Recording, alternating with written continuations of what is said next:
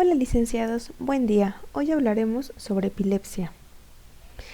Vamos a abordar su anatomía, su fisiopatología, definición, clasificación, epidemiología, factores de riesgo, valoración clínica, diagnóstico y tratamiento.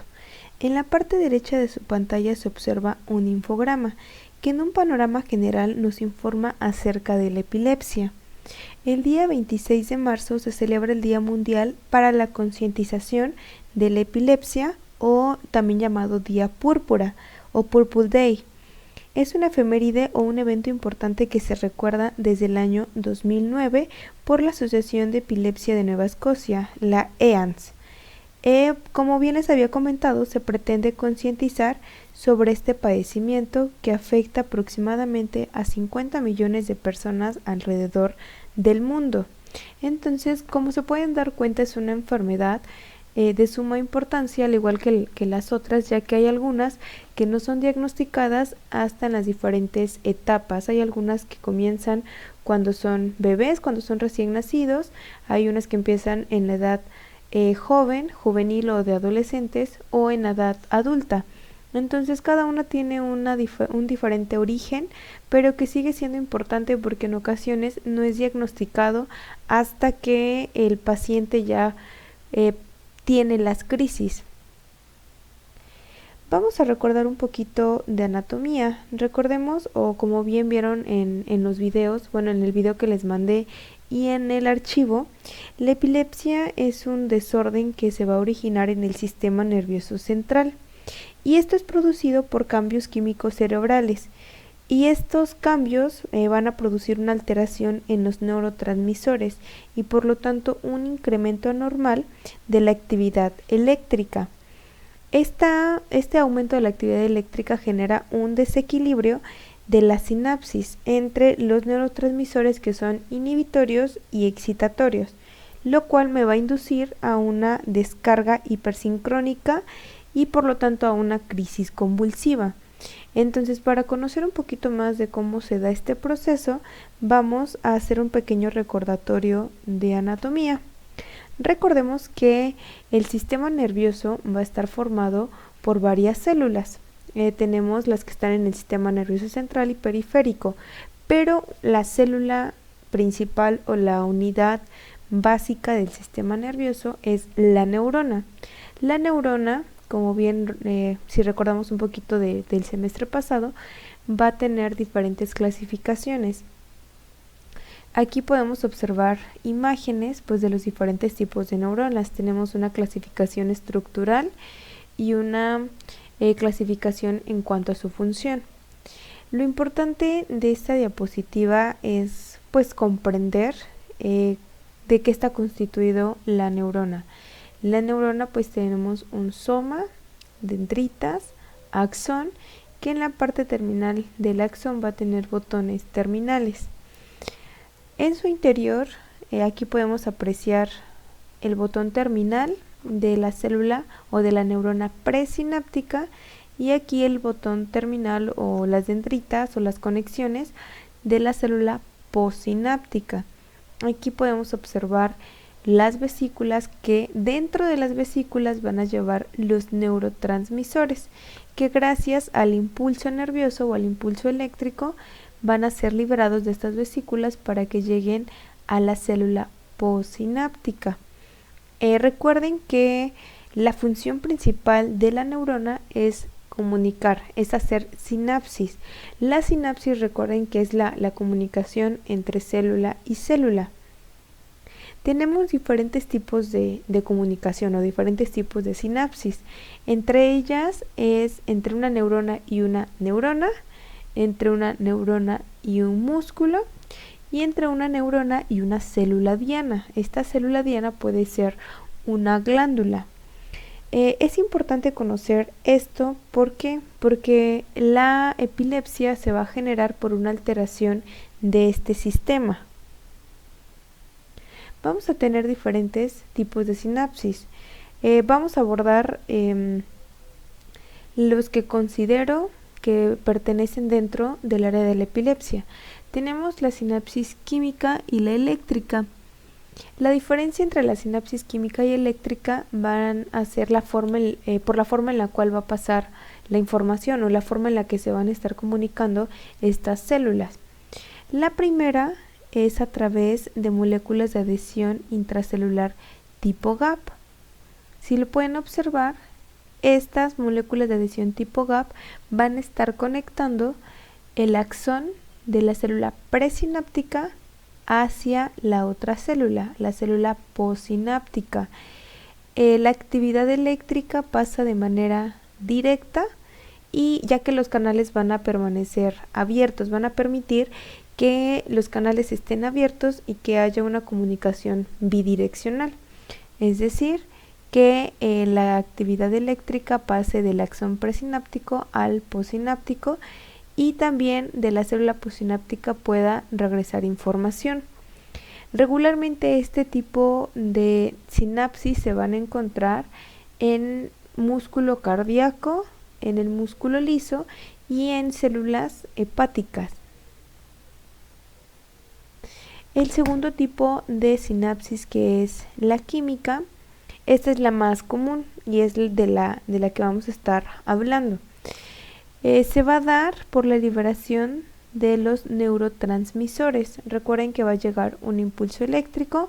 Del impulso eléctrico va a cambiar la configuración interna de la neurona y va a permitir que las vesículas liberen los neurotransmisores. Entonces recuerden que este va a estar generado por un potencial, o que este se va a activar por un potencial. Este potencial de acción va a cambiar la configuración de la neurona o la carga de la neurona para que pueda liberar los neurotransmisores y el neurotransmisor sea reconocido por un receptor en la neurona o en la célula postsináptica y pueda seguir propagando el impulso nervioso. Tenemos dos tipos de sinapsis. En este caso de la química tenemos la inhibitoria y la excitatoria, que si bien nos recuerdan cuando hablamos del tema de neurotransmisores, van a estar regulados por glicina y por GABA. En esta imagen podemos apreciar cómo se da pues este proceso. Entonces para que podamos comprender todo este proceso, tenemos que comprender qué es un potencial de acción. Pues bien, el potencial de acción es una onda de descarga eléctrica que va a viajar a lo largo de toda la célula, de toda la membrana celular, lo cual, como bien les comentaba, va a modificar la carga eléctrica de la célula. Podemos apreciar que de manera externa la célula o la neurona va a tener una carga positiva y al interior va a existir una carga negativa. Cuando llega el impulso, esta configuración va a cambiar. ¿Para qué? Para que la carga eléctrica que se encuentra adentro, cuando pasa el impulso, se vuelve más positiva. Entonces esta parte, cuando la membrana no tiene ningún impulso, no tiene ningún potencial eléctrico, se va a llamar potencial de reposo. Entonces todas las células corporales tienen una diferencia de voltaje, una diferencia de potencial, que es lo que les digo que es el potencial en reposo, es decir, no hay un cambio. Entonces recuerden que el interior de la neurona va a ser más negativa y lo externo más positivo. Entonces el potencial de reposo de la neurona es de menos 70 y este va a ser permeable, o la membrana va a ser permeable gracias al sodio y al potasio. Recordemos que en clase les había comentado que la membrana parecía como un colador que va a permitir que entren y salgan algunas sustancias. Entonces la membrana va a ser permeable, pero de acuerdo al impulso que se le esté dando.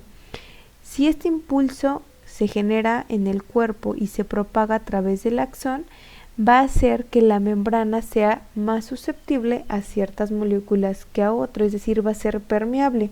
Entonces, cuando el potencial de acción pasa a través del axón, los canales de sodio y de potasio se van a abrir y se van a cerrar de acuerdo a la respuesta que se les dio. Entonces, esta respuesta se va a generar por el potencial de acción. En la imagen podemos apreciar que la conducción de la carga va a ser gracias al impulso, de cómo se va a propagar el impulso. Recordemos, hacemos un pequeño recordatorio, que el impulso eléctrico se va a generar en el soma, se propaga en el axón para llegar a las diferentes regiones. Entonces, aquí observamos en esta imagen que empieza el potencial de acción. Recuerden que antes de que empiece, el interior de la célula es negativo. Este es un corte, se logra apreciar que es un corte del axón, se extrae esta parte para que le hacen zoom para que se logre apreciar más. Entonces el potencial de acción empieza en soma y va a empezar a propagarse a través del axón. Entonces, como los canales de sodio y potasio son sensibles a la carga, cuando va pasando, cuando se va propagando el impulso, el interior se vuelve más positivo y el exterior negativo. Entonces, va pasando por cada segmento y las compuertas de sodio que se regulan por el voltaje se van abriendo. Entonces, esto se va a repetir de manera sucesiva. Es decir, va a ir pasando a lo largo del axón. Aquí podemos apreciar tres fases. De color como cremita es el potencial en reposo. De color azul la despolarización, que también es conocida como hipopolarización. Aquí va a haber un flujo adecuado de cargas positivas hacia la célula, es decir, la célula de manera interna se vuelve más positiva. De color azul, la despolarización, que era lo que les había comentado, que es la positividad dentro de la célula. De color rojo, la repolarización. La repolarización se refiere que hay un regreso al potencial de membrana en reposo, es decir, de manera interna la célula se vuelve otra vez negativa y el exterior se vuelve positivo, es decir, regresa a su estado normal. Entonces, este proceso es un proceso que se da de manera rapidísima.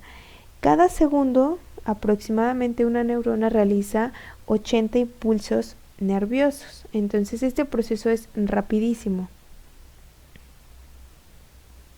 Aquí podemos apreciar mejor, gracias a este diagrama, a esta proyección, cómo se hace el potencial de acción. Recuerden que la membrana va a ser permeable y va a estar condicionada por un impulso nervioso. Entonces llega el impulso nervioso, las compuertas de sodio que se regulan por voltaje se abren. Entonces esto verdecito también viene acá. Recuerden que el potencial de membrana en reposo de mi neurona es de menos 70, es decir, su interior es negativo. Una vez que llega el impulso nervioso, cambia su configuración y el interior se vuelve más positivo. ¿Sale? ¿Por qué? Porque el sodio va a entrar y puede llegar a una positividad de más 30. Entonces va de menos 70 milivoltios a más 30 milivoltios.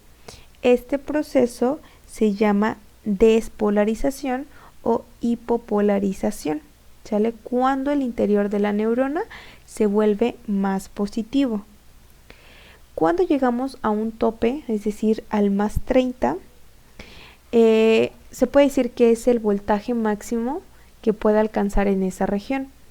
Va a disminuir.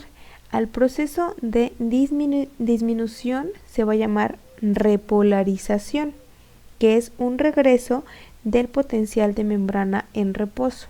Es decir, de su tope va de regreso. Cuando nuevamente el interior de la membrana se vuelve más negativo a la que teníamos antes, en este caso era de menos 70, y si se dan cuenta el impulso desciende, llegamos a una zona de umbral.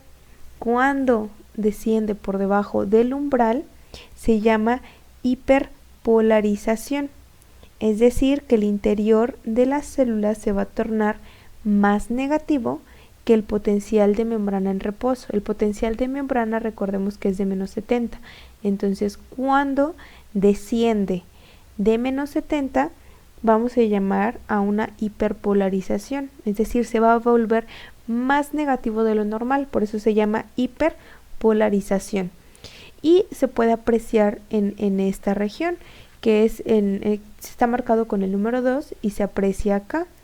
Entonces este va a alcanzar su umbral gracias a que los canales o las compuertas de potasio se abren. Y esto va a permitir que el flujo eléctrico se mantenga en un equilibrio. Se podría decir que esto pasa de manera normal para que se pueda dar un impulso nervioso. Entonces en esta imagen vamos a recordar, tenemos la imagen animada de cómo llega el impulso, se propaga a través del axón y va a llegar a los botones terminales. Entonces recordemos, mi impulso nervioso me va a ayudar a que mi neurona cambie su configuración eléctrica. Yo lo asimilo como el interruptor y un foco. Cuando yo enciendo o coloco el interruptor, la electricidad va a viajar por todos los cables. Entonces estos cables que viajan hacia la bombilla pues permiten que el impulso viaje del interruptor, es decir, de donde yo enciendo hacia mi botón, hacia mi foco, para que el foco se encienda. Entonces mi interruptor va a permitir ese paso de electricidad. En este caso, el que va a permitir que se propague es mi soma, mi cuerpo de la neurona, que permite este pase de electricidad y que cambie la configuración del voltaje de mi neurona. Recordemos que el potencial de reposo de mi membrana es de menos 70. Cuando llega este impulso nervioso, cambia y de menos 70 va a pasar a más 30, que es la parte positiva. Entonces todo este proceso de potencial de acción, recordemos que son 3 fases: despolarización, repolarización e hiperpolarización. Y una vez que mi impulso eléctrico llega a mi botón terminal, va a haber una serie de cambios de la membrana para que pueda entrar y salir el calcio. Recordemos que mi neurotransmisor es sintetizado en el soma y va a ser transportado por terminales sinápticas en vesículas. Entonces estas vesículas van a transportar los neurotransmisores. Cuando un potencial de acción llega al axón, se abren los canales de calcio dependientes de voltaje. Entonces, como se pueden dar cuenta en la imagen, entra el calcio hacia lo que es el botón terminal. El calcio va a ayudar a que las vesículas sinápticas se movilicen hacia la membrana. Entonces, una vez que el calcio ayuda a que las vesículas se adhieran a la membrana sináptica y permitan su subsecuente liberación. Entonces esta liberación se va a dar a nivel del espacio de la hendidura sináptica, ya que mi neurona postsináptica o mi célula postsináptica va a tener receptores que coincidan con este neurotransmisor y el impulso nervioso se siga propagando.